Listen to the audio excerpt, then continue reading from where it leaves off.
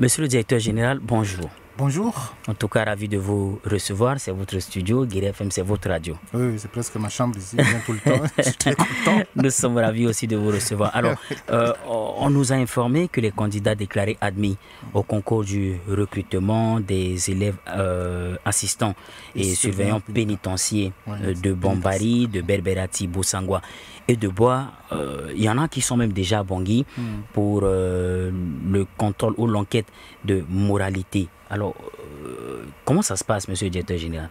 Je vous remercie pour cette question. Je pense que c'est très important de donner un certain nombre de précisions. À chaque fois qu'on évolue, et que je remercie vivement la radio Guéri FM qui nous aide dans ce sens. Parce que quand il y a incompréhension, automatiquement on utilise ce canal-là pour véhiculer les informations. Alors il se trouve que on a déjà organisé le concours, c'est terminé.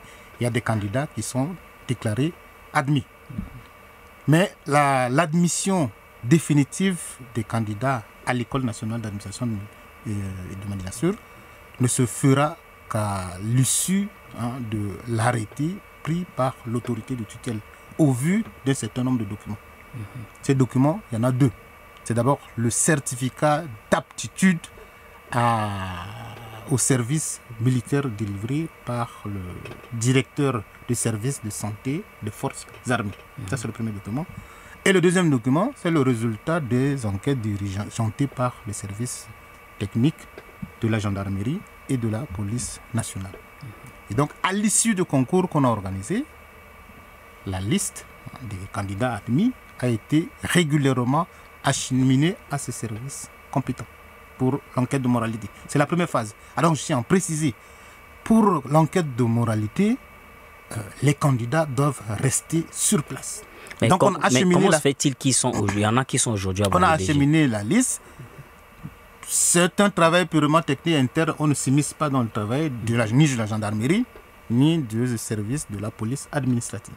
Donc, il se trouve que ces jours-ci, le directeur du service police administrative a balancé un communiqué demandant aux candidats admis au concours de surveillants pénitentiaires de se rapprocher de leur service technique pour retirer des formulaires d'enquête de moralité. Parce qu'avant, c'est des candidats qui sont admis, les policiers ne les connaissent pas. Donc pour leur permettre d'y aller, c'est comme ça que ça se passe. Donc ils les appellent, ils viennent, ils remplissent un formulaire. C'est comme vous allez pour, je sais pas, le passeport, on vous délivre un formulaire, vous remplissez, et c'est sur la base de ce document que les policiers diligentent l'enquête de moralité. Donc c'est ce qu'ils ont fait, ils ont balancé le communiqué à la radio, demandant aux candidats, or pensant que les candidats se limitaient simplement au niveau de Bangui. Donc à l'issue du communiqué, comme vous voyez, Radio Guéri FM et même partout, donc les candidats de province ont appelé le DG, Bambari, Berberati, on avait dit mais qu'est-ce qu'on fait, monsieur le DG, on a écouté un communiqué, est-ce qu'on doit descendre? Et entre-temps, même déjà au lendemain du communiqué, il y en a qui s'étaient présentés et dire non, ils sont venus pour l'enquête de moralité. Et comment ça doit se faire? L'enquête de moralité se fait, je dis ce n'est pas moi, c'est le service technique de la gendarmerie et de la police, c'est eux qui devraient normalement s'organiser entre eux.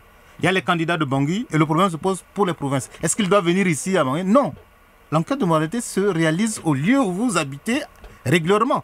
Après le formulaire, ils vont effectuer une descente sur le lieu, là où vous habitez.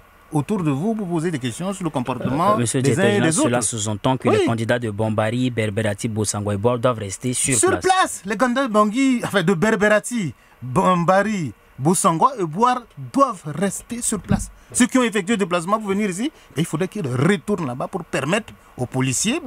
Il y a la direction ici centrale, service administratif qui est là, mais il y a des commissariats.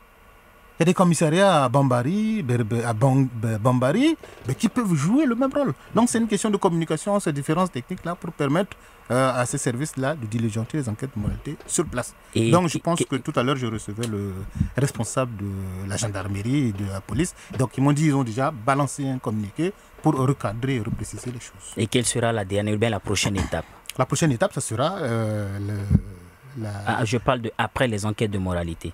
Après les enquêtes de moralité, là, à ce moment, on va balancer encore un communiqué pour demander maintenant à tous les candidats, en fait surtout ceux de province, de converger vers Bangui.